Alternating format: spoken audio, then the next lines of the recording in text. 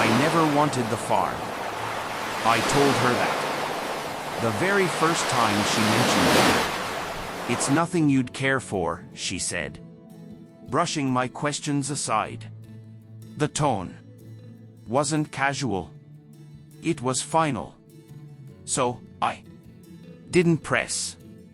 I didn't pry. A husband learns when to stay quiet. But I remembered how her eyes flickered just for a second when I asked why. Fear, disguised as irritation. I let it go at the time. Years later, when the lawyer slid the heavy brass keys across his desk, I almost laughed. It's yours now, he said. She left it to you. I wanted to sell it, turn it into cash, and bury the memory of her stubborn refusals with her. But something nodded at me. A door slammed shut in, and life has a way of echoing long after. So I drove, gravel crunching under the tires, silence pressing against the windshield.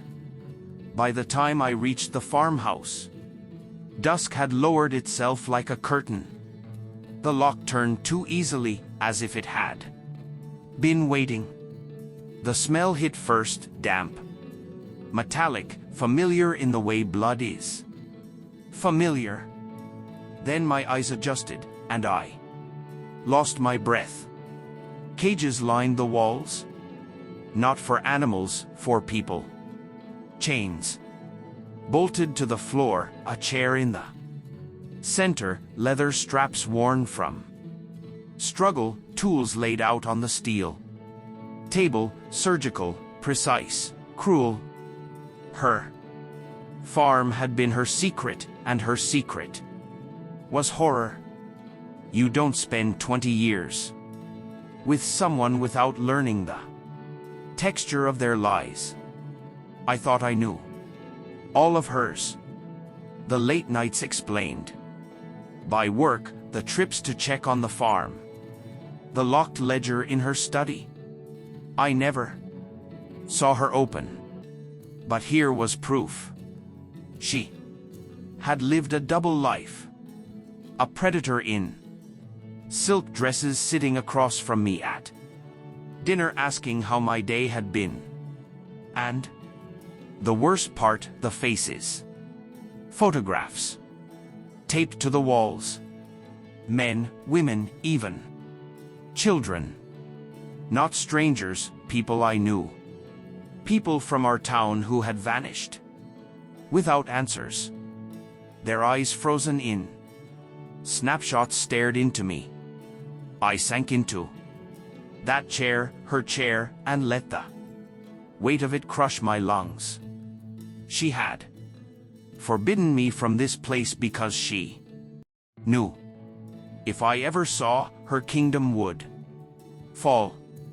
Grief became rage. Rage sharpened into something colder, something that cut both ways. Revenge. I didn't shout. I didn't tell anyone. That would have been sloppy. Instead, I started small. I searched the house for records, and I found them hidden in a false panel behind her wardrobe. Ledger after ledger of her work, names, dates, methods, even payments from clients who enjoyed watching. It was a business. She wasn't just killing. She was selling. I scanned every page, copied every file. My hands shook, but my mind was steady. Then I went back to town, and I waited. Her family came sniffing after the will. The farm was worth money, and they thought it belonged to them. Greedy, smug, entitled. They had always looked down on me. The quiet husband, the obedient shadow. They didn't know what I knew, so I invited them over. We should talk about the inheritance, I said. At the farm, they came dressed in black, feigning grief, their eyes already on the land, the value, the profit. I led them inside. I let them smell it, see it, feel it. One of them screamed. Another vomited. The youngest whispered, "What? What is this?" I didn't answer. I just handed them copies of the ledger. Their faces drained, panic spreading like fire because there it was in black and white. Not only her crimes, but their names. Payments traced back to them, visits scheduled. The family business wasn't farming. It was cruelty. They turned on each other instantly. I never, you told me. She promised no one would ever know. I watched, silent, calm. Every accusation tore them apart. Every denial knotted the noose tighter. Then I spoke. Your empire is finished. I left them there, screaming in the dark, surrounded by the ghosts they had helped create. By morning, the files were already in the hands of the police, the press, and the victims' families. I had timed it perfectly. Their downfall wasn't quiet.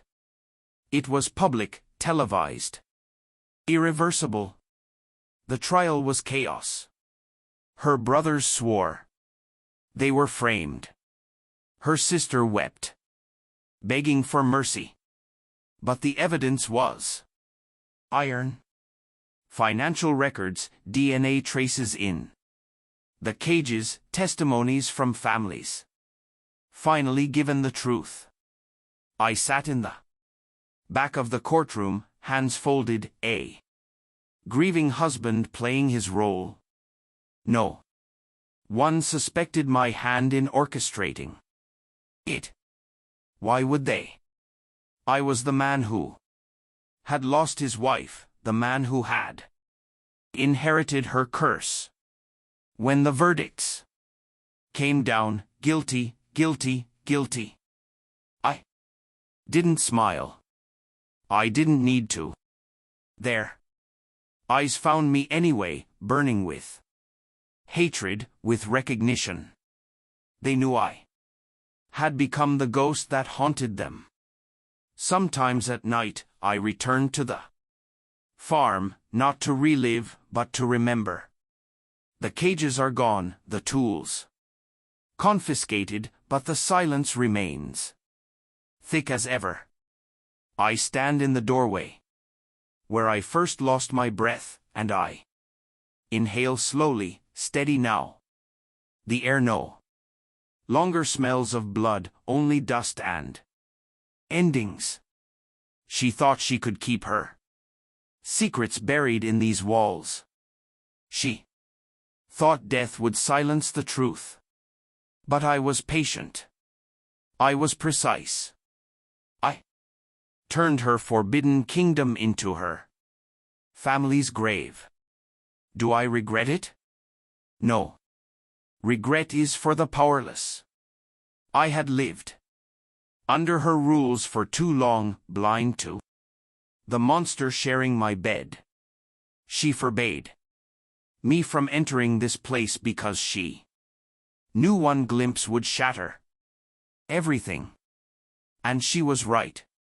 I shattered it all. Now the farm is mine. Empty, yes, but clean.